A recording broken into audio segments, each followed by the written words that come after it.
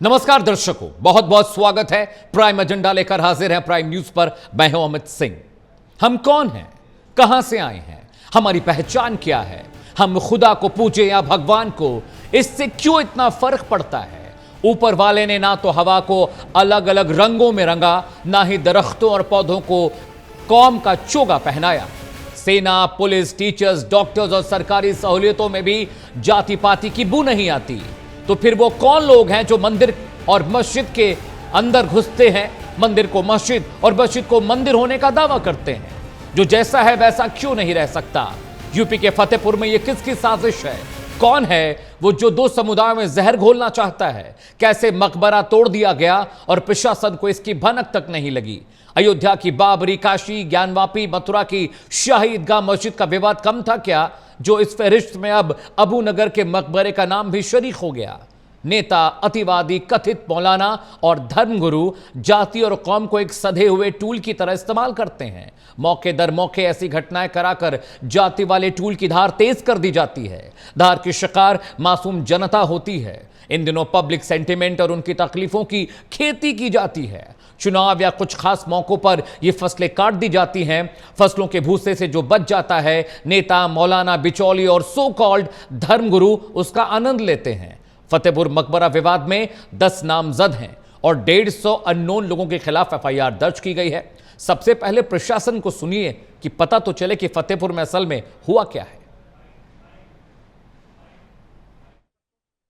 दोनों पक्षों से आज यहाँ पर आए थे लोग, और क्योंकि उनको आशंका थी और कुछ अफवाहें, कुछ लोग असामाजिक तत्व फैला रहे थे। लेकिन जब वो वहाँ पे आए तो उनको सारी बात समझाई गई, बताई गई, तो वो संतुष्ट हो गए। फिर उनसे बात करके उनको आश्वासन दिया गया कि कानून व्यवस्था को पूरा सुचारू रूप से चलाया जाएगा और कुछ भी अवैध या अवैधानिक चीज़ नहीं होगी। तो इस बात को सुनकर सब लोग धीरे धीरे डिस्पर्स हो गए हैं। देखिए, आप लोग देख सकते हैं कि यहाँ पे सभी लोगों को समझा बुझा दिया गया है। लोग अपने अपने घरों में चले गए हैं और अभी ये मौके पे जो है स्थिति सामान्य है। और कुछ लोग आए हुए थे, उन सभी लोगों से वार्ता की गई है और अब जो है यहाँ पे दोनों पक्ष से लोग जा चुके हैं। तो आपने प्रशासन को सुन लिया, जरा सुनते हैं कि राजनीतिक प्रतिक्रियाएं क्या हैं और नेता अपना क्या क्या पक्ष रख रहे हैं। ट्रेंड लोग हैं, बीजेपी के लोग हैं, ये ट्रेंड लोग, वो समाज बटे, नफरत फैले, दूरियां बढ़े, तभी राजनीति में वो कामयाब होंगे। अंग्रेजों ने जो डिवाइड एंड रूल की पॉलिसी बनाई थी, जो दल अंग्रेजों के बनाए हुए हैं, जो विचारधारा अंग्रेजों की बनाई हुई है, उसी विचारधारा पे ऐसे लोग चल रहे हैं। वो नफरत पसंद करते हैं, दूरियां लाना चाहते हैं समाज के अंदर। और केवल फतेहपुर नहीं, फतेहपुर में पहली बार नहीं हो रहा है।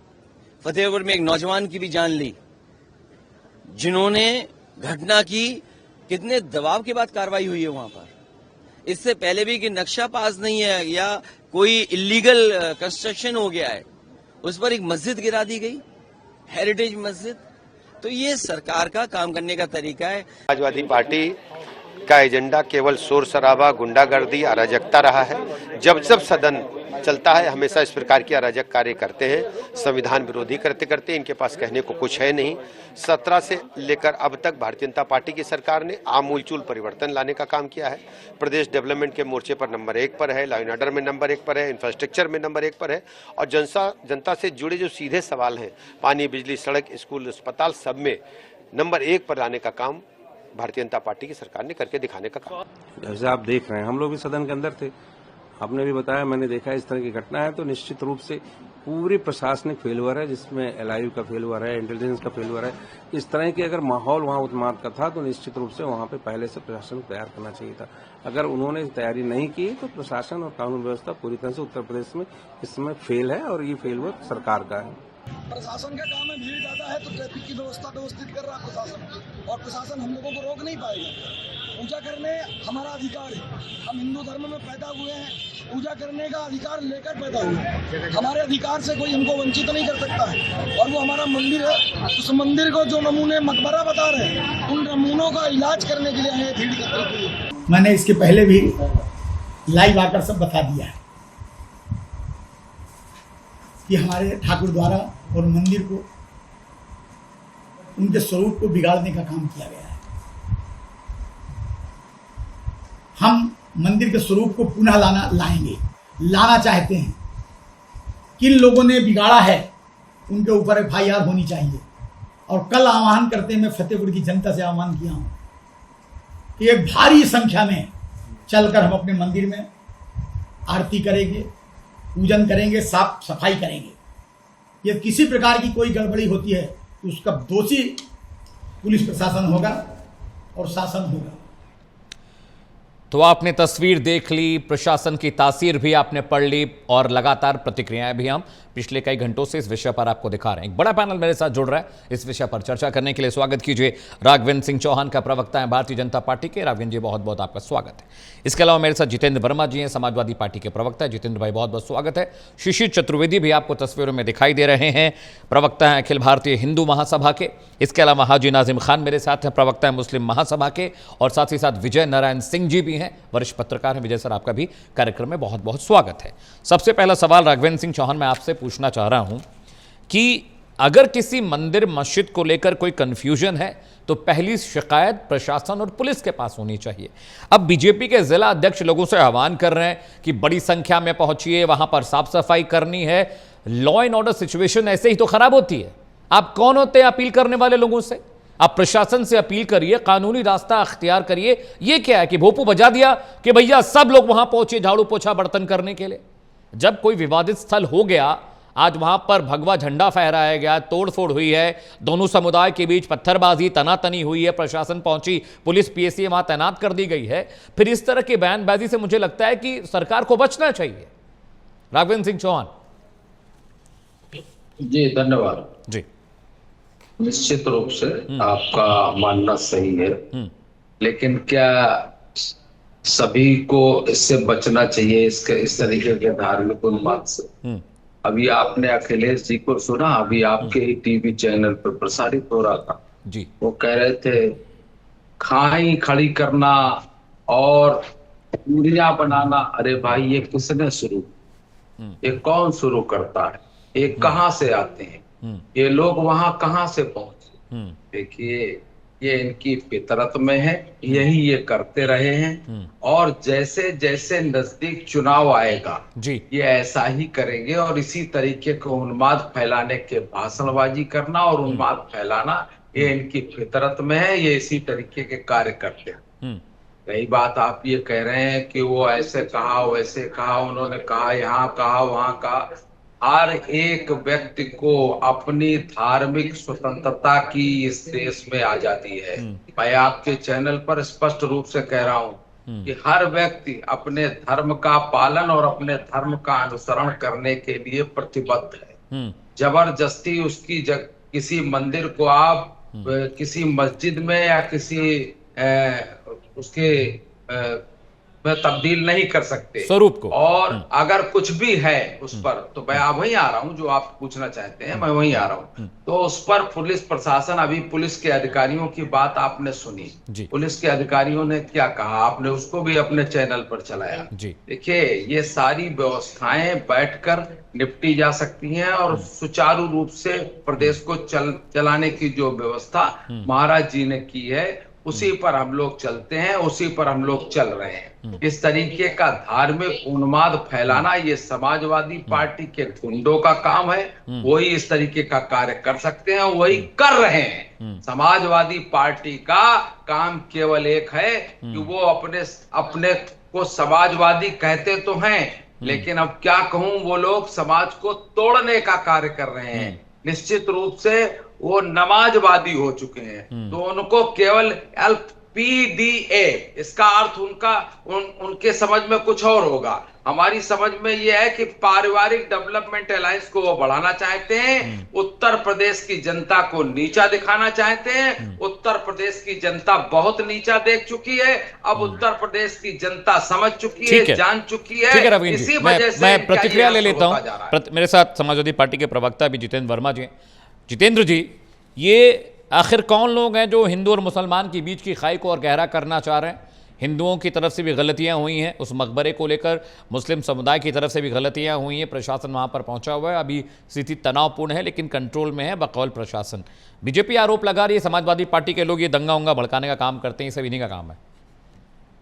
देखिए भाजपा सरकार से जुड़े संगठन पहले तो दंगा करवाते हैं और फिर भाजपा सरकार उस पर लीपापोती करती है।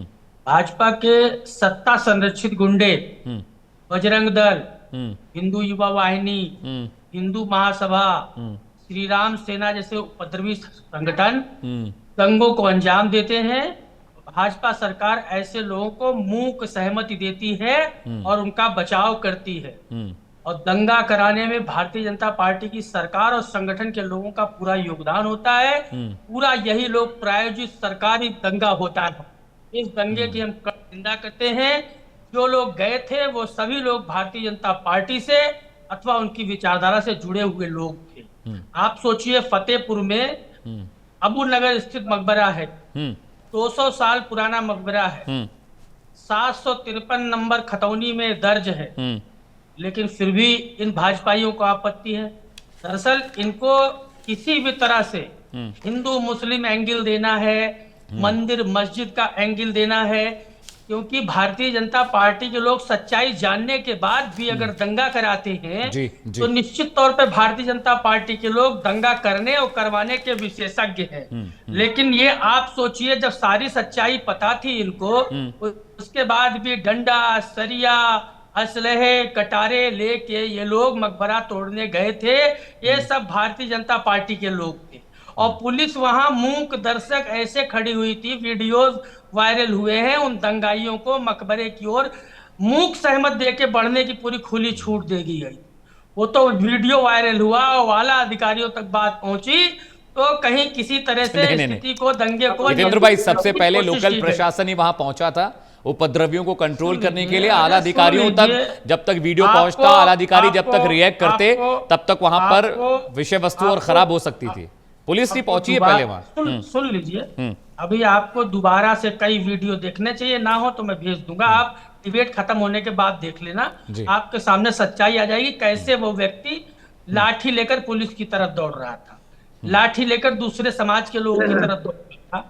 पूरी गुंडाई हो रही थी, पूरा दंगा हो रहा था और पुलिस मूक दर्शक वहां पर बनी खड़ी हुई थी। ठीक है, दरअसल भाजपा के मैं आ रहा हूं जितेंद्र, मैं आ रहा हूं 1 घंटे का वक्त है। जितेंद्र भाई, मैं आपके पास आ रहा हूं। इससे पहले कि मैं हाजी नाजिम खान के पास जाऊं, शिशिर भाई, तस्वीरें जो बता रही हैं उसमें दोनों समुदाय के लोग दिख रहे हैं, पत्थर दोनों तरफ से चल रहे थे, तोड़ने फोड़ने जोड़ने का जो कार्यक्रम था वो दोनों समुदाय की तरफ से हो रहा था। पुलिस बकौल पुलिस प्रशासन, पीएससी के जो बयान आए उसमें ये थे कि भाई एक तरफ डंडे पत्थर चल रहे थे, एक तरफ से लाठियां भाजी जा रही थीं, पुलिस पर भी दोनों समुदाय की तरफ से दिक्कतें परेशानियां हुई। किसी समुदाय विशेष का मैं नाम नहीं लूंगा अपने कार्यक्रम में, लेकिन ये दावा कैसे कर रहे हैं सभी लोग कि भाई ये समाजवादी पार्टी का आदमी था, वो कह रहे हैं वो बीजेपी का आदमी था, क्योंकि अभी जो प्राइमा फेसी जो इंटेलिजेंस इनपुट मिल रहे हैं, जो मेरे सूत्र बता रहे हैं शिशिर भाई, वो लोकल लोग वहां के थे। बीजेपी और कांग्रेस और समाजवादी पार्टी हटा दीजिए, वो लोकल लोग थे जो वहां रहते हैं, सालों से वहां रह रहे हैं, कोई बाहर से वहां नहीं पहुंचा था। शिशिर चतुर्वेदी जी, उत्तर प्रदेश सरकार के और उत्तर प्रदेश पुलिस के नौजवानों को मैं सैल्यूट करता हूं। आपके चैनल को मैं सलाम करता हूं। जिस प्रकार से आपने अपने वक्तव्य में ही ये बात सच्चाई जाहिर कर दी, जैसे कि समाजवादी पार्टी कह रही थी कि हिंदू बल्लम लेके जा रहा है, छुरा जा रहा है, हथियार लेके जा रहा है, सबको हिंदू लेके जा रहा है, और आपने बता दिया उनको उनकी सच्चाई कि किस प्रकार से दोनों वर्ग के लोग थे। अगर तुम हमको अब कुछ चलना चाहोगे, योगी जी की सरकार है उत्तर प्रदेश में, आप ये जान लो, अयोध्या में मंदिर छीना आपने, मथुरा में, काशी में, मेवात में आप हिंदुओं के साथ क्या कर रहे हो, कश्मीर में आपने क्या किया, बंगाल में क्या किया, उत्तर प्रदेश के आपकी सरकार में मुजफ्फरनगर में क्या हुआ, संभल में हुआ। अब सभी जगह आपकी परत दर परत खुल रही है। जो अकबरनामा में लिखा था आपने, जो बाबरनामा में लिखा, जो सारे नामों में आपने लिखा कि अपने मंदिरों को तोड़ा, उनकी मूर्तियों को तोड़ के अपने सिंहासन के पायदान में लगाया, ये अपमानजनक टिप्पणी अब हिंदू समाज सहने वाला नहीं है। अगर भारतीय जनता पार्टी, आरएसएस, बजरंग दल, विश्व हिंदू परिषद भी अब अगर हिंदुओं को रोकने की कोशिश करेगा तो ये पार्टियां भी नहीं समाप्त हो जाएगी। शिशिर चतुर्वेदी मेरी बात सुनिए। I understand, just hold your aggression. Shishir भाई, मैं आपकी बात समझ रहा हूँ और आपकी फीलिंग्स जो है इस मसले को लेकर। अमित जी, एक लाइन और बता दे, अल्पसंख्यक समाज जो अपने को अल्पसंख्यक बता रहा है, अब वो अल्पसंख्यक नहीं रह गया है, वो बहुसंख्यक हो चुका है। ठीक है, ठीक है। किसी भी शिशिर चतुर्वेदी, ठीक है, शिकायत क्यों नहीं है? मेरा एक सवाल है शिशिर, मेरा एक सवाल है आपसे। 200 पुराना मकबरा है, ठीक है, इसके अलावा अब्दुल समद नाम के एक शख्स थे, नवाब अब्दुल समद, जिसके नाम से वो मकबरा बना हुआ है। 200 साल से उस पर एक पक्ष काबिज है। अगर इसे लेकर कोई आपत्ति है, कोई विपत्ति है, कोई संकट है, कोई इशू है, तो आपके पास न्यायालय है। बाबरी मस्जिद जैसे इतने बड़े बवाल का निपटारा प्रशासनिक तरीके से और कानूनी तरीके से हुआ। शाही ईदगाह के मसले पर भी मुकदमा चल रहा है।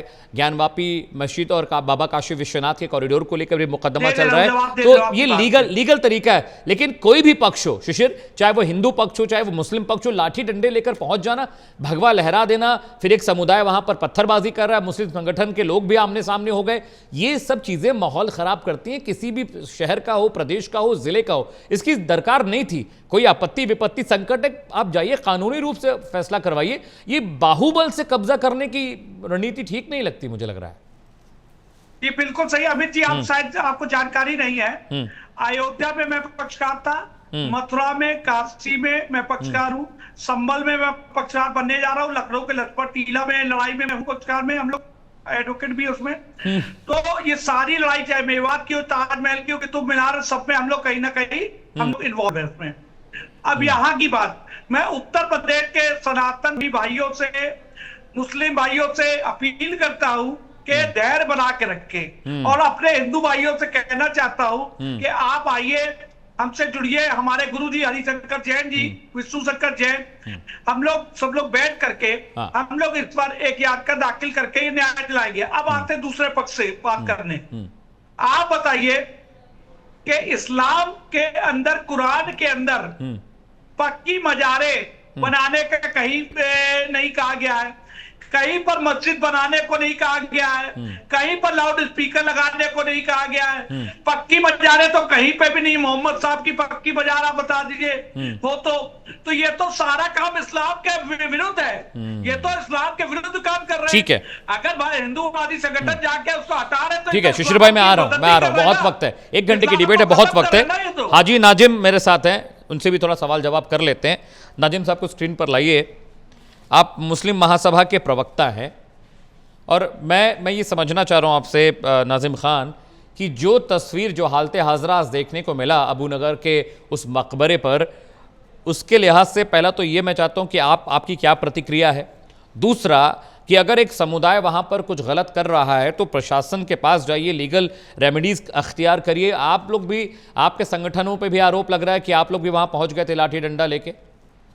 मुस्लिम महासभा की तरफ से आपकी क्या राय, मैं जानना चाह रहा हूँ नाजिम साहब। अमित जी, मेरी आवाज आप तक आ रही है? बिल्कुल, बाबुलंद आ रही है, बाबुलंद आ रही है, बताएं। अमित जी, देखिए, जिस तरीके से फतेहपुर के अंदर ये घटना घटी है, ये बड़ी शर्मनाक घटना है। और देखिए, ये वही घटना हम लोगों को याद दिला देती है। जिस तरीके से भी आपने बाबरी मस्जिद का जिक्र किया था, तो हमें भी बाबरी मस्जिद याद आ जाती है। लेकिन सुप्रीम कोर्ट की तरफ से फैसला हुआ था, वो हम लोगों ने स्वीकार करा। बिल्कुल। और रही बात यहाँ पे, यहाँ शासन में, प्रशासन से यहाँ पर जिस तरीके का यहाँ आतंक मचाने की कोशिश करी थी कुछ संगठनों ने, तो उन्होंने मकबरे को भी तोड़ा गया वहां पे।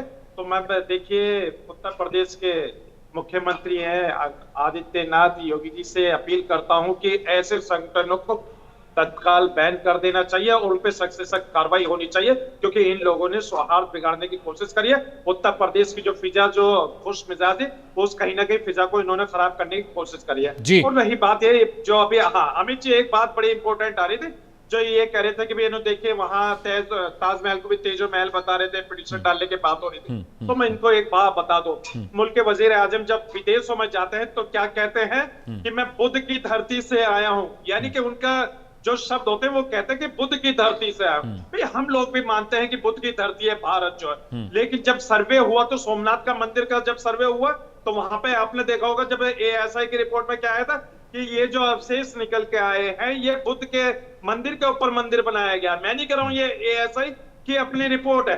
तो अगर उसको भी अगर यहाँ पे अगर देख लिया जाए ना कि जितने भी मंदिर जो बने नाजिम खान, आप विषय बदल रहा है। नहीं शिशिर भाई बीच में नहीं, शिशिर भाई पूरा विषय बदल जाएगा डिबेट का। नहीं मैं आपको बोलने नहीं दूंगा। नाजिम खान, हम लोग अभी फोकस कर रहे हैं अबू नगर पे, क्योंकि आपने जो विषय छेड़ दिया है इस पे अभी दो प्रवक्ता मेरे पास बैठे हुए हैं समाजवादी पार्टी के, सुशील चतुर्वेदी। पूरी डिबेट का विषय वस्तु बदल जाएगा। मैं आ रहा हूं जितेंद्र भाई, मैं आ रहा हूं, इनको बात पूरी करनी। नाजिम भाई, मैं इतना कह रहा हूं कि अगर कुछ हुआ है वहां पे तो लीगल रेमेडी के लिए जाना चाहिए था, और वहां पर इतना तनाव बढ़ गया है कि पीएससी को तैनात करना पड़ गया। गली गली, कुचे कुचे, मोहल्ले मोहल्ले वहां ड्रोन उड़ाए जा रहे हैं। माहौल खराब करने की कोशिश कौन कर रहा है? ये कौन लोग हैं जो माहौल खराब कर रहे हैं? छोटा जवाब। हाँ अमित जी, ये वही लोग हैं जिन्होंने ये कहा है कि वहां जाकर हम साफ सफाई करेंगे, पूजा पाठ करेंगे। भाई जब वो मकबरा है तो उसमें क्या वो बनता है कि आप पूजा पाठ करेंगे? आप शासन में प्रशासन के पास जाइए, प्रशासन से कहिए कि भाई ऐसे बात है, देखिए देश संविधान से चलता है, कानूनी प्रक्रिया है। भी आप हर मस्जिद के नीचे मंदिर तलाश करने के लिए पिटीशन डाल देते हैं, तो फिर यहाँ पर आपने पिटीशन क्यों नहीं डाली? शिशिर ये मान नहीं रहे। मुझे पता है ये डिबेट अलग ही तरफ जा रही है। शिशिर चतुर्वेदी। जितेंद्र भाई मैं आपके पास आ रहा हूँ, राघवेंद्र जी मैं आ रहा हूँ। शिशिर, सोमनाथ मंदिर को कितनी बार लूटा गया उसका? जी शिशिर जी बोलिए शिशिर जी। हम ये कह रहे हैं सोमनाथ मंदिर को कितनी बार मुगलों ने लूटा है, इसका सबूत ही अपनी पुस्तकों में दे चुके हैं। और उसके बाद तो इससे होता था कि वो मंदिर था हमारा। तो आप इसी से समझिए कितना झूठा मक्कारी का स्टेटमेंट है कि ये बुद्ध की मूर्ति, ये अफवाह फैलाने के लिए सब फैलाया जा रहा है। हिंदू सनातनी सदैव मंदिर वो किसी ने भी बनाया हो उसका सम्मान करता है, दूसरे धार्मिक स्थलों का सम्मान करता है। कभी भी हिंदुओं ने कभी ईसाइयों पर शिकायत नहीं की, सिखों पे नहीं की, बौद्धिस्टों पे नहीं की। सारे आरोप मुसलमानों पे क्यों लगते हैं? ठीक है, क्योंकि ये अपना किए भी कांड और सबूत ठीक है। शिशिर भाई जवाब थोड़ा लंबा रहा है। विजय नारायण सिंह जी भी मेरे साथ हैं, वरिष्ठ पत्रकार है, उनका व्यू बहुत जरूरी क्योंकि वो पूरे इस मसले को बहुत करीब से देख रहे हैं। विजय सर, जिस तरह की सिचुएशन अभी हो रही है अबू नगर में और फतेहपुर के इलाके में, बहुत टेंस माहौल है। ऐसा लग रहा है कि वहां पर राइट्स होने की सिचुएशन सुबह बन गई थी। दो समुदाय आमने सामने थे, पुलिस प्रशासन अगर बीच बचाव नहीं करता, वक्त रहते नहीं पहुंचता, तो बड़ी घटना घट सकती थी। मुझे लग रहा है कि धर्म को अभी भी टूल की तरह नेता इस्तेमाल कर रहे हैं और यदा कदा मौका मिलते उसमें धार देने लगते हैं कि भाई कुछ ना कुछ तो पॉलिटिकल फायदा निकल ही जाएगा। विजय सर, ऐसा मामला है कि इसको राजनेताओं के लिए बड़ा आसान मामला है ये। जी। और ये हमेशा से एक टूल की तरह रहा है, आज़ादी के पहले भी और आज़ादी के बाद भी। धर्म के नाम पे अंग्रेजों ने हिंदू और मुसलमान को लड़ाया और कुछ लोगों ने उसको उसी धारा को पकड़ के आज़ादी के बाद फिर लड़ाया, और वो प्रक्रिया आज तक चल रही है। जी। मेरा कहना यह है कि धर्म के नाम पर इस तरह की चीज़ें खड़ी करके हम अंतर्राष्ट्रीय स्तर पर अपने देश की छवि खराब करते हैं। पूरी दुनिया में हमारी थू-थू होती है, लेकिन इसके पहले मैं एक बात ज़रूर कहूँगा, और मैंने अपने कई विदेश दौरों में भी देखा है कि दुनिया के लोग इस बात के लिए आश्चर्यचकित रहते हैं कि भारत इतनी विविधताओं वाला देश होने के बावजूद भी एकजुट कैसे है। तो हमारी विविधता में जो एकता की जो ताकत है, ऐसी घटनाएं उसको कमज़ोर करती हैं। धार्मिक मसले हैं, कोई विवाद है, कोई बात है, तो आपस में बैठकर हल किया जा सकता है। न्यायालय है, प्रशासन है, और जहां आज ये झगड़ा हुआ है वो तो बाकायदे सरकारी कागज में रिकॉर्ड में दर्ज है। अब कोई ये कहे कि नहीं साहब ये हमारा मंदिर है, तो उसका कोई ऐतिहासिक साक्ष्य तो मिलता नहीं कहीं। अगर कोई फिजिकल साक्ष्य भी होगा तो वो भी ASI ने, आर्कियोलॉजिकल सर्वे ऑफ इंडिया ने कोई रिपोर्ट नहीं दी ऐसी, या उसको संरक्षित इमारत घोषित नहीं किया है। तो अब ये कहना कि नहीं साहब वो पहले मंदिर था और फिर बाद में मस्जिद बनी, ये जो भी है, इसके लिए सरकार के पास जाइए, प्रशासन के पास जाइए। यदि फिजिकल वेरिफिकेशन में वहाँ मंदिर के कोई साक्ष्य मिलते हैं तो आप प्रशासन से अपील कीजिए, और जो दूसरा पक्ष है, मुसलमान पक्ष है, उनके साथ बैठिए और इस मसले को हल कीजिए। इस मसले को तनाव देना, समाज का सौहार्द बिगाड़ना, ये कहीं से उचित नहीं है। और दूसरी ओर मेरा यह कहना है कि यदि इस देश को आगे ले जाना है इस देश में विकास की गति को आगे तेज बढ़ाना है, साइंस और टेक्नोलॉजी में आगे ले जाना है, तो आपको साइंटिफिक टेम्परामेंट की जरूरत है। ऐसी घटनाएं देश के युवाओं को पीछे ले जाती हैं। मेरा इसमें स्पष्ट मानना है कि ऐसी घटनाओं को तो नाज़िम खान, मैं आ रहा हूं आपके पास। सरकार को सख्ती से निपटना चाहिए और अपने स्तर से उन विवादों को निपटाने का काम करना चाहिए। ठीक है, मैं राघवेंद्र सिंह चौहान के पास जा रहा हूं, बीजेपी के प्रवक्ता हैं। राघवेंद्र सिंह जी, दावा ये किया जा रहा है कि वहां पर शिवालय है, ठाकुर जी की वहां पर मूर्तियां हैं, और अचानक से अभी ये जागृति, अगर इस बारे में कोई, जैसे ज्ञानवापी का मसला है, वहाँ पे तमाम ASI जो सर्वे हुए, तमाम मॉडर्न इक्विपमेंट और पेनिट्रेशन रडार का इस्तेमाल हुआ, वहाँ पर सैम्पलिंग्स की गई ज़मीनों के अंदर के, वहाँ स्वास्थ्य कमल और ब्रह्म कमल मिले हैं, देवी देवताओं की जो मूर्तियाँ मिले हैं, उनकी आकृतियाँ मिली हैं बेसमेंट में, जो व्यक्तिगत रूप से मैंने भी देखी, मैं काशी का ही रहने वाला हूँ। तो अगर यहाँ को लेकर कोई भ्रांति, कोई परेशानी थी, अगर लग रहा है कि शिवालय है, यहाँ ठाकुर जी की मूर्ति है, तो जैसा विजय सर कह रहे हैं कि ASI से संपर्क करिए, प्रशासन से संपर्क करिए, वहाँ की जो खसरा खतौनी निकलवाइए, उस पर अपनी डिटेलिंग करवाइए, सर्वे करवाइए। आप देखिए शहीद गाह पे सर्वे हो रहा है, ज्ञानवापी पे इतना बड़ा सर्वे हुआ, हर जगह तो हम काम कर ही रहे हैं, तो ये फिर इतनी जल्दबाजी, इतना आक्रोश, इसकी जरूरत क्या थी, चाहे वो कोई भी समुदाय कर रहा हो? राघवेंद्र सिंह जी।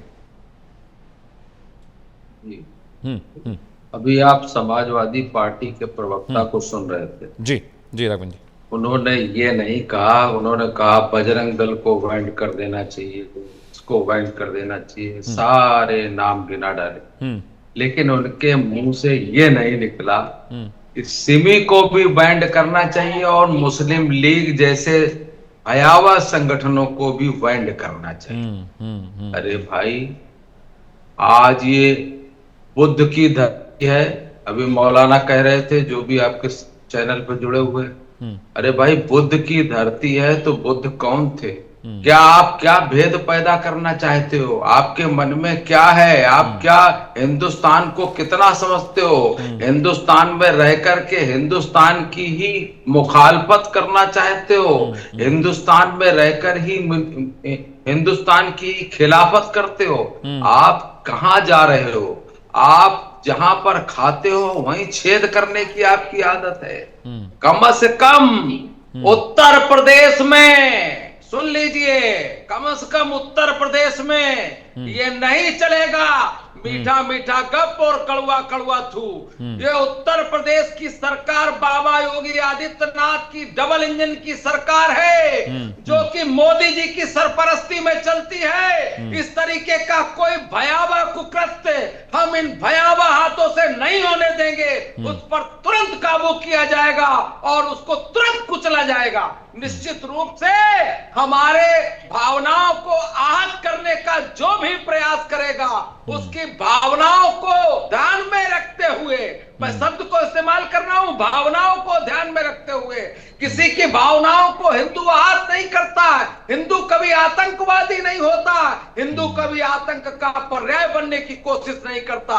इनके सामने केवल एक में व्यवस्था रहती है। ये आतंकवाद को समर्थन देते हैं, आतताइयों को आगे बढ़ाते हैं।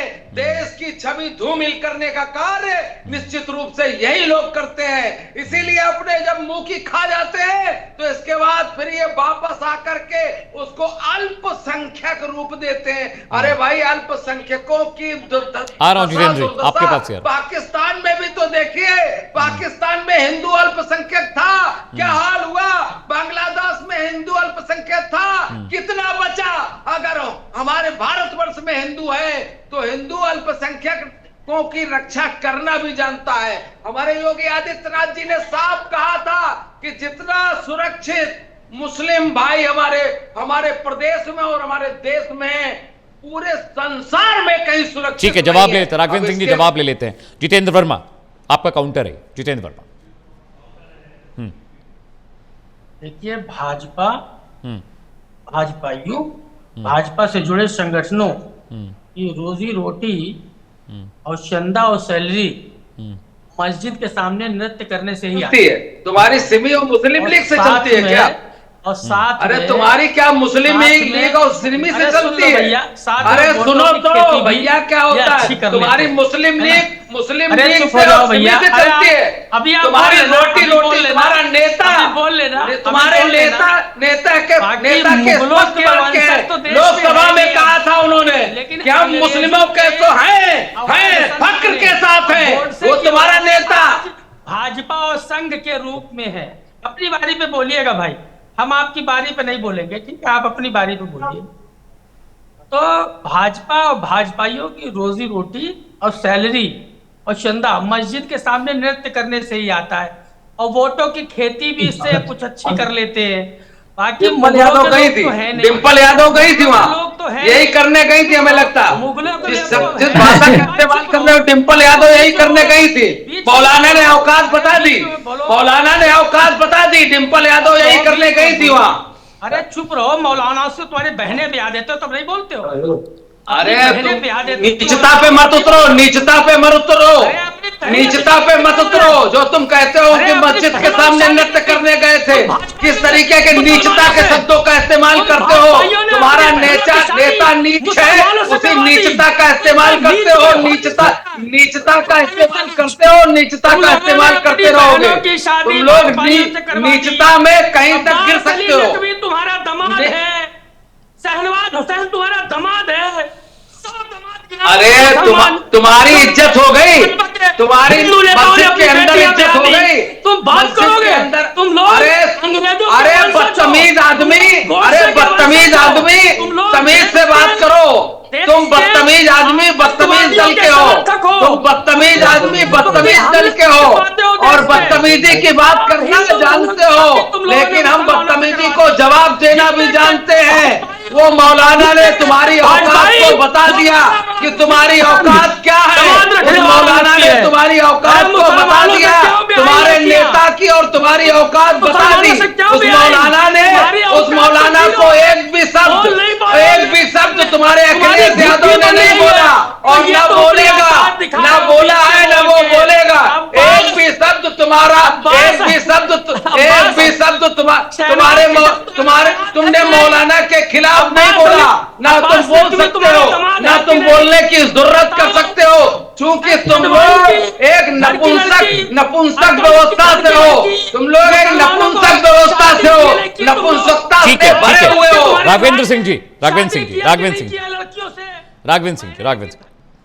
जी अपना बदतमीजी से बात करेंगे तो फिर बदतमीजी से बात करना मुझे भी आता है। नहीं, शहनवाज हुसैन किसका दामाद है? अरे तुम्हारी डिम्पल यादव कौन है जिसकी बेइज्जती हुई मस्जिद के अंदर? डिम्पल यादव कौन है तुम्हारी जो मस्जिद के अंदर बेइज्जती हुई? शशि चतुर्वेदी, के अंदर ठीक है। राघवेंद्र चौहान साहब, ठीक है, आ रहा इस तरीके के भाषा चौहान साहब, जितेंद्र वर्मा जो सुन रहा, जितेंद्र वर्मा, जितेंद्र वर्मा, ठीक है, फिर कह रहा हूँ ठीक है। राघवेंद्र सिंह जी, जितेंद्र वर्मा जो सोल्ड ऑन, जितेंद्र वर्मा बीच में बोल रहा था, मैं बोलूंगा अभी। बात पूरी कर लीजिए, जितेंद्र वर्मा बात पूरी कर लीजिए। तरीके की भाषा में जवाब देना चाहिए, वही अब दंगे की बात, सैकड़ों दंगे भाजपा की सरकार में हो गए। फतेहपुर का दंगा आज हुआ, इससे पहले शिशिर में आ रहा हूं, मौत हो गई थी। सहारनपुर का दंगा, कानपुर का दंगा, शामली, बहराइच, संभल, ये सारे दंगे बड़े भाजपा सरकार में हुए। भाजपा सरकार के लोगों के द्वारा सत्ता संरक्षित प्रायोजित गुंडे लोगों ने किए। चलिए जवाब ले लेते हैं। भाजपा की मौन सहमति भी थी इसमें जी। और ये जिन्ना की बात करते हैं, जिन्ना की मजार पर फूल चढ़ा के आए। चलिए जवाब ले लेते हैं। विषय वो विषय अलग है। जितेंद्र वर्मा वो विषय अलग है, जिन्ना और ये सब विषय नहीं है, उस पर हम डिबेट करते रहे। अच्छा, शिशिर चतुर्वेदी, शिशिर चतुर्वेदी, बीजेपी के राज में ज्यादा दंगे हुए हैं। शिशिर चतुर्वेदी, यह आरोप लग रहा है कि आपके राज में बीजेपी सरकार में ज्यादा दंगे हुए हैं। शिशिर चतुर्वेदी जवाब दीजिए। इस बात पर तो सपा के प्रवक्ता जी पे मुकदमा भी दर्ज हो सकता है कि ये जितने भी नाम गिनाए, ऐसा कोई दंगा नहीं हुआ है। एक बात, लेकिन मुझे दर्द इस बात का जरूर है हाँ। क्योंकि मैंने सड़क पर उतर के प्रदर्शन किया डिम्पल यादव के समर्थक में। एक नपुंसकता और कायरता पूर्ण व्यवहार था अखिलेश यादव जी का। इतना बड़ा स्टेटमेंट मौलाना ने बोला था, उसको जूता डलवाना चाहिए था, उसको जेल डलवाना चाहिए, लेकिन नहीं बोल पाए। ये बहुत शर्म की बात है। लेकिन जूते पड़े तो किसी और ने मारे। शिशिर भाई जूते पड़े लेकिन कहीं और पड़े, किसी और ने मारे। अरे शादी वो ब्याह के इनके साथ आई थी ना, 7 फेरे। हिंदुओं में जब फेरे लिए जाते हैं वचन दिया जाता है कि हम वचन देते हैं तो ही रक्षा करेंगे। अखिलेश यादव जी उस वचन को नकार के खड़े हुए। अखिलेश यादव जी ने उस वचनों को तोड़ दिया जो अपने पत्नी को दिया उन्होंने। शर्म की बात है ये ना नपुंसकता और कार्यतापूर्ण कार्य था। लेकिन हम पौरुष सकते, हम सड़क पे उतरे, हमने मौलाना को उसकी भाषा में जवाब दिया। मैंने हमें फक्र अपने धर्म पे, वो नारी शक्ति है। डिम्पल यादव हमारे लिए सम्मानित है, मातृ शक्ति है वो, और बहुत सभ्य महिला है। जिस प्रकार से उनका पहनावा है, जिस प्रकार से उनकी राजनीति का तरीका है, डिम्पल यादव जी का मैं बहुत सम्मान करता हूं। लेकिन समस्या यहां पर यह आती है कि प्रश्न ये पूछिए कि आप समाजवादी पार्टी क्यों दंगाइयों को रिहा कर रही थी, आतंकवादियों को क्यों रिहा कर रहे थे? सारे के सारे दंगाइयों का कोर्ट में मुकदमा चल रहा था आतंकवादियों का उत्तर प्रदेश। जवाब ले लेते शिशिर, जवाब ले लेते। जितेंद्र वर्मा बैठे ही हुए, जितेंद्र वर्मा जवाब दीजिए। शिशिर भाई जवाब ले लेते, जवाब पूछिए रिहाई क्यों कर। हाँ पूछ लेता हूँ, जितेंद्र वर्मा जवाब दीजिए। जितेंद्र वर्मा पीसीआर वर्सेस कौन सा रिश्ता है? जी जितेंद्र वर्मा गो एहेड। ये भाजपा की सरकार में जी आतंकवादियों को साथ रहेगा, साथ रहेगा। सम्मान ये छोड़ के आए थे। अंग्रेजों की पेंशन पर पलने वाले लोग अब देखिए बात के मुगल को चले गए। आतंकवादियों की रिहाई को क्यों छोड़ने जाते पाकिस्तान? हमने दंगाई बताओ, दंगाई के पहले चले गए क्यों को पाकिस्तान छोड़ने क्यों गए थे? कि नहीं? अरे बस ये छोड़ने गए थे वो सब बैठक का निर्णय था। सुनिए वर्मा जी, सुनिए, सर्वदलीय बैठक का निर्णय था। वो हिंदुस्तान के बेकसूर लोगों के लिए सर्वदलीय बैठक का मुद्दा था। वो सर्वदलीय बैठक का मुद्दा था। झूठा आधी बात नहीं बोली आतंकवादी हमले में तुम्हारा मोदी साहब जेल जाएगा। आतंकवादियों के संरक्षक पालक पोषक हो, आतंकवादियों के साथ समाजवादियों का हाथ आतंकवादियों के साथ, यही सच्चाई है। आतंकवादियों के साथ मिलकर। चलिए ठीक है जितेंद्र वर्मा डिबेट में और भी वक्त है, उनके पास जाना जरूरी है। आतंकवादियों को क्यों छोड़ा, जवाब नहीं दे पाए। ठीक है आ रहा हूँ शिशिर में आ रहा हूँ जस्ट होल्ड ऑन शिशिर भाई, जस्ट होल्ड ऑन मैं आ रहा हूँ। ये घर पहुंचाने जाना चाहते थे जितेंद्र भाई, जस्ट होल्ड ऑन। चलिए ठीक है, हाजी नाजिम खान शिशिर भाई मैं आ रहा हूँ। Jitendra Verma just hold on, मैं आ रहा हूँ। Wave enough time. Nazim Khan साहब, जैसा कि आप कह रहे हैं कि हिंदू संगठनों पर आरोप आप लगा रहे हैं कि अगर किसी चीज़ को लेकर विवाद था तो लीगल रेमेडीज़ के लिए जाना चाहिए था, प्रशासन के पास जाते। यही कायदा कानून तो आपके लिए भी लागू होता है, आपके समुदाय के लिए भी यही लागू होता है कायदा कानून कि भाई अगर एक समुदाय कुछ गलती कर रहा है तो आप प्रशासन के पास जाइए, आप कोर्ट जाइए, कचहरी जाइए, आप प्रशासनिक व्यवस्थाओं पर बिलीव करने वाले लोग हैं तो आप वहाँ पर जाइए, इंटरफेरेंस करिए। आपके लोग भी वहाँ पहुँच गए थे, लाठी डंडा लेके पुलिस पर भी पथराव कर दिया आप लोगों ने। अमित जी आपका बहुत बहुत धन्यवाद, आपने मुझे समय दिया। अब मैं देखिए आपसे ये कहना चाहूंगा कि आप मुझे भी इतना ही समय देंगे बिल्कुल आपने और वक्ताओं को समय दिया। बिल्कुल बोले, वरना तो अगर मुझे समय नहीं मिला तो मुझे भी लगता है कि शायद फिर हम लोगों के साथ भेदभाव हो रहा है। नहीं भेदभाव नहीं हो रहा, बिल्कुल वक्त मिलेगा। हाँ अमित जी देखिए अभी यहाँ पे फतेहपुर का मामला चल रहा है तो मैं इस पे ये कहता हूँ कि मुस्लिम समाज के पास सारे एविडेंस है, खसरा नंबर भी है, सब चीजें है। तो देखिए वो अपने गए तो हम तो ये कहना चाहते हैं कि जिस तरीके से यहाँ पर एक शर्मनाक घटना को अंजाम दिया गया है, ये वो शर्मनाक घटना है कि जिस तरीके से बाबरी मस्जिद को शहीद करने में उन लोगों का बहुत अहम रोल था जिन्होंने बाबरी मस्जिद को शहीद करेंगे। अब उसी तरीके से आपने देखा होगा यहाँ पर भी मकबरे को किस तरीके से तोड़ फोड़ करेंगे, ये मकबरे से ये कानूनी कलम को खत्म करेंगे, कसम राम की अरे सुन लीजिए, अगर मैं बोल पड़ा ना सुन लीजिए, अगर मैं बोल पड़ा ना बाबर की औलादों को बाबर के घर पहुंचाएंगे, कर देंगे, ये वादा है आपसे नाजिम अली। ठीक है। अरे तो क्या औलादों को पहुंचा देंगे। ये देखिए नमाजवादी पार्टी, ये गोडसे की औलादें जाएंगे, ये टोपी उतार के टीका लगवा के घर वापसी कराएंगे। ठीक है नाजिम खान बात पूरी करिए। नाजिम अली जी, शिशिर भाई बात पूरी हो जाए, मैं आ रहा हूं जितेंद्र भाई, मैं आ रहा हूं नाजिम खान बात पूरी करिए। नाजिम खान, शिशिर, आपने टोपी पहनी है, शिशिर भाई वापस आ जाइए, अब तो आ जाइए, आपके पूर्वज। ठीक है जितेंद्र वर्मा बीच में नहीं, शिशिर भाई बीच में नहीं। नाजिम खान बात पूरी कर ले, मैं आ रहा हूं जितेंद्र भाई, मैं आ रहा हूं जितेंद्र भाई, मैं आ रहा हूं शिशिर चतुर्वेदी, मैं आ रहा हूं। नाजिम खान बात पूरी करे। नाजिम खान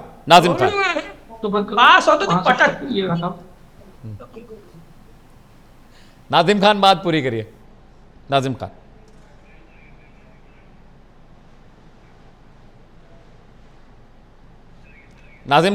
खान हमारे साथ हैं? आजा चले। नाजिम खान का फोन कट गया है। मैं अभी राघवेंद्र सिंह चौहान के पास जा रहा हूं। राघवेंद्र सिंह जी, जिस तरह से नाजिम खान प्रवक्ता मुस्लिम महासभा के थे, वो आरोप लगा रहे थे हिंदू संगठनों पर और बीजेपी पर कि महापाप हुआ है और ये बहुत शर्मनाक घटना हुई है, तो मैं ये कहना चाह रहा हूं कि अगर इस तरह की घटनाएं हुई तो मुस्लिम पक्ष की ओर से भी लीगल रेमेडी लेनी चाहिए थी, प्रशासन के पास जाना चाहिए था। वहां तो आमने सामने हो गए दोनों। राघवेंद्र सिंह जी, निश्चित रूप से आप बिल्कुल सही बात कह रहे हैं। कोई भी कार्य शासन प्रशासन के संज्ञान में करना ठीक होता है और वैसे ही करना चाहिए। रही बात ये कि बात तो करते हैं कि इन संगठनों पे भगवा पर भगवा आतंकवाद आपने भी सुना, और भगवा आतंकवाद को कैसा हमारी न्यायपालिका ने शुद्ध रूप से जवाब दिया। क्या उनको अपनी मुंह की खानी पड़ी? भगवा आतंकवाद को वो प्रायोजित कर रहे थे। ये आपने देखा ना कि हमारी बहुसंख्यकों की भावनाओं को किस तरीके से अपने वोट बैंक के चक्कर में ये आहत करते रहे और आहत करना चाहते हैं। देखिए, समाजवादी पार्टी के प्रवक्ता के मुंह से सिमी और मुस्लिम लीग का नाम नहीं निकलेगा। उनके मुंह से अगर नाम निकलेगा तो केवल हिंदूवादी संगठनों को और उनको दंडित करने की बात निकलेगी। अरे भाई, जिस देश में रहते हो, जिस देश में पले बड़े हुए हो, बौद्ध की धरती को मानते हो, तो वैसा ही व्यवहार करो, वैसे ही भावना रखो, वैसे ही आप चाल चरित्र रखो। इनका चाल चरित्र दोहरा है। ये इसीलिए आज आपने देखा होगा कि अखिलेश यादव कहां कहां कूद फांद कर जा रहे थे। 30 सांसदों को जब बुला लिया गया था तो कूदने फादने की क्या जरूरत थी? कह रहे साहब मेरी बात ही नहीं सुनते। अरे आपकी बात तो सुनी जा रही थी, आपकी बात को तरजीह दी जा रही थी। जब बात करने की बात करते हैं तो आप प्रदर्शन करने और पर आमादा हो जाते हो और उसके बाद आतताई रुख अपनाया करते हो। तो देखिए, ये स्पष्ट रूप से मोदी जी ने भी कहा है कि मोदी है, छोड़ेगा नहीं, और वही उत्तर प्रदेश में हाल है। तो इसीलिए समाजवादी पार्टी और कांग्रेस बेहाल है। इसी वजह से उनका जो दोहरा चरित्र है, इसी वजह से जनता ने उनको बेनकाब करके हाशिए पर छोड़ रखा है। अब वो अब की बार तो किसी तरीके से संविधान की किताब खाली जेब में दिखा कर 400 पार के नारे को विस्मित करके उन्होंने किसी तरीके से विपक्ष के नेता भी बन गए। अब की बार तो उनका वो भी नंबर नहीं आना है। और रही बात, जहां ये हारने की बात होने लगती है, जहां ये हारने लगते हैं, वहां पर ईवीएम को ले आते हैं, चुनाव आयोग को बदनाम करते हैं। हमारी एक स्वायत्त संस्था है, हिंदुस्तान की वर्षों पुरानी संस्था है, वो कार्य करती है। विदेशों में भी इसकी भूरी भूरी प्रशंसा होती है कि भारतवर्ष का चुनाव आयोग किस तरीके से ठीक है राघवेंद्र जी। जितेंद्र वर्मा मेरे साथ हैं। जितेंद्र वर्मा है मेरे साथ। जितेंद्र, आपको मेरी आवाज आ रही है?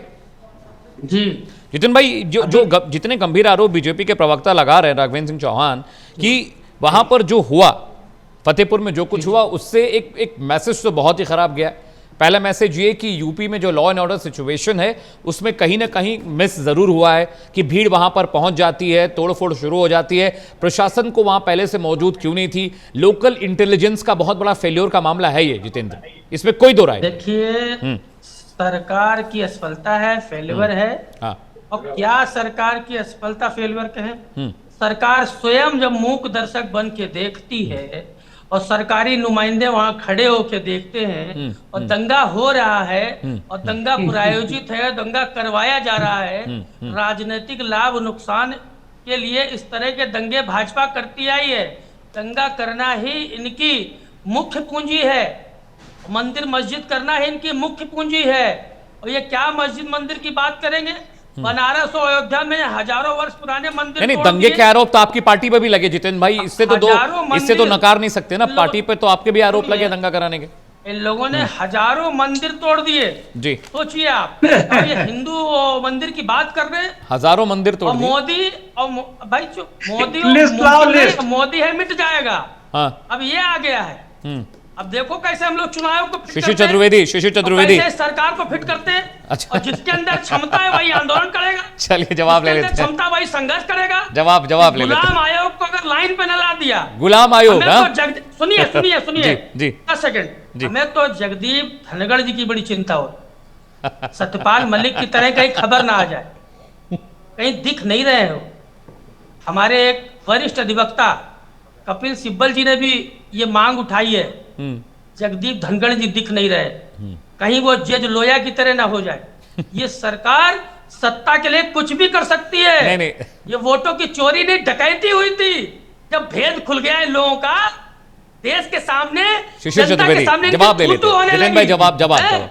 जवाब 1-to-1 होना चाहिए, 1-to-1। जित भाई भाजपा की जड़ खत्म कर देंगे। मोनोलॉग नहीं ठीक है जित भाई, मोनोलॉग नहीं। शिशिर चतुर्वेदी जवाब दीजिए।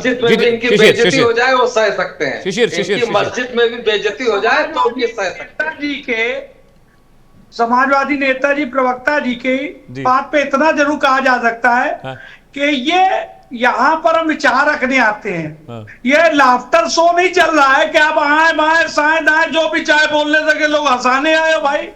अबे हजारों मंदिर तोड़ दिए गए, अगर इनसे 50 मंदिरों की लिस्ट मांग लो तो भाग जाएंगे।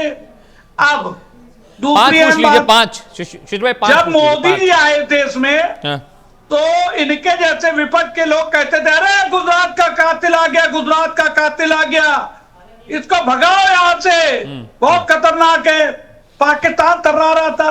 फिर आ गए योगी जी तो कह रहे तो यार मोदी ठीक है यार, योगी तो और ज्यादा खतरनाक, इसी को रह दो। थोड़ी भाषा इस्तेमाल कर, योगी जी आ गए, अब वो बुलडोजर भी लेके आ गए, गंदी मानसिकता से बुलडोजर लेके चालू हो गए। तो आप ये करा यार योगी मोदी वही रहने दो, योगी को हटाओ पहले, तो ज्यादा खतरनाक है।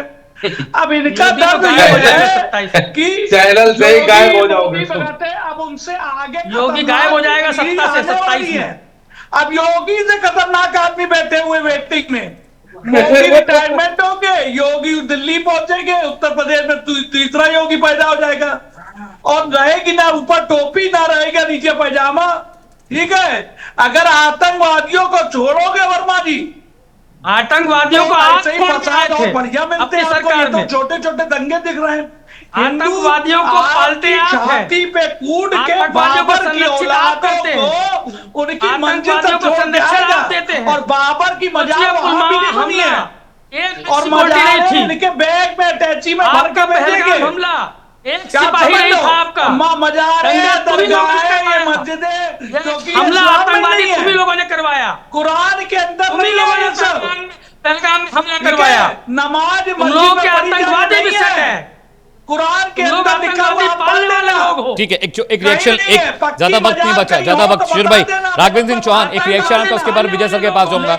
राघवेंद्र जी बहुत गंभीर आरोप समाजवादी पार्टी के प्रवक्ता लगा रहे हैं, वो कह रहे हैं कि पहलगाम आतंकवादी हमला बीजेपी ने करवाया और आतंकवादी भी आपके थे। फटाफट जवाब दीजिए, इसके बाद मैं विजय सर के पास जा रहा हूं, ज्यादा वक्त नहीं। राघवेंद्र सिंह जी आज आपके शो पे हमें समाजवादी पार्टी के प्रवक्ता बिल्कुल लाफ्टर चैलेंज के अभिनय के रूप में नजर आ रहे हैं और खिसियाहट और बिलबिलाहट इतनी भरी हुई है कि वो ये भी नहीं सोच रहे कि मोदी का नाम कैसे लेते हैं और योगी का नाम कैसे लेते हैं। शायद हमारी पार्टी के लोग अखिलेश जी का नाम ऐसे नहीं लेते। इसी वजह से ये लोग मस्जिद में भी इनके घर की बहू बेटियों की इज्जत को उछाल दिया जाए इस पर भी नहीं बोलते। वोट बैंक इतना प्यारा है, नमाजवादी पार्टी के हो चुके हैं लोग। ये लोग नमाजवादी पार्टी के हमें लगता हो गए। समाजवादी पार्टी का नाम बदलकर नमाजवादी पार्टी रख ले तो ज्यादा उचित होगा। ये इनकी फितरत में है, ये यही करते रहेंगे।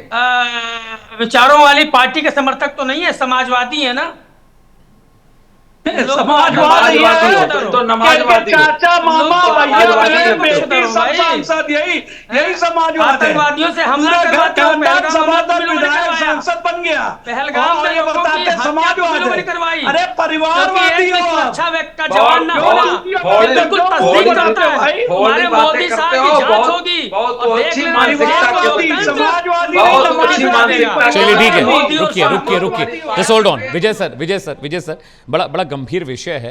अब सभी पार्टी के जो प्रवक्ता हैं एक दूसरे पर बहुत गंभीर आरोप लगा रहे हैं। अब देखिए, जो प्रवक्ता है समाजवादी पार्टी के वो ये कह रहे हैं कि बीजेपी ने ही पहलगाम आतंकवादी हमला कराया, आतंकवादी उन्हें के थे।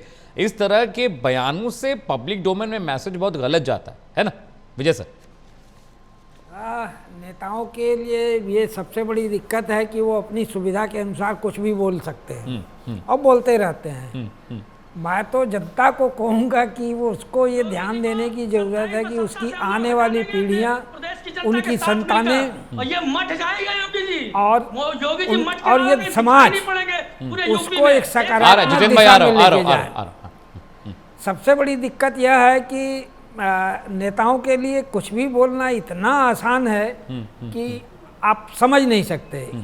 वो कभी कुछ भी बोल सकते हैं, किसने क्या कहा क्या नहीं कहा वो अलग बात है। मेरा मानना यह है कि इतिहास सीखने के लिए होता है, दोहराने के लिए नहीं होता है।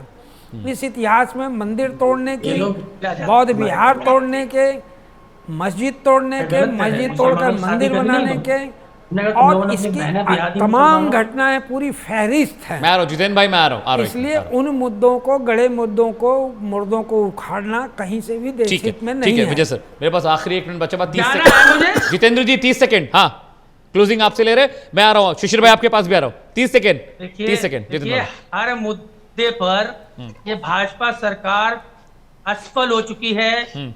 बेरोजगारी का मुद्दा हो, महंगाई का मुद्दा हो, किसान का मुद्दा हो, कानून व्यवस्था का मुद्दा हो, ये सब चुनावी टैक्टिक्स से भारतीय जनता पार्टी, चाहे वो आतंकवादी हमले हो और चाहे ये दंगे हो उत्तर प्रदेश, शिशिर भाजपा सरकार के नेतृत्व में करवाए जाते हैं। लास्ट 30 बहुत बोलते थे चौहान साहब, मैं आ रहा हूं। परिवार की महिला की सुरक्षा नहीं कर पाए उत्तर प्रदेश में, अब ये महिला सुरक्षा पे कम से कम मुंह पे टेप लगा ले।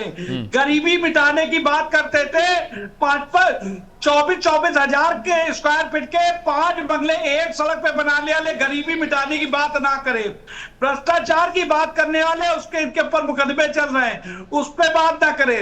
तो ये सब जो झूठे फरेबी इनके वो आंकड़े थे सब फेल हो चुके हैं और योगी आदित्यनाथ के सामने सरेंडर हो जाए, नहीं तो वीडियो लाइव हो। ठीक है राघवेंद्र सिंह जी लास्ट 30। शिशिर भाई वक्त नहीं, शिशिर भाई टाइम नहीं, बिल्कुल टाइम नहीं, माफी चाहता हूँ।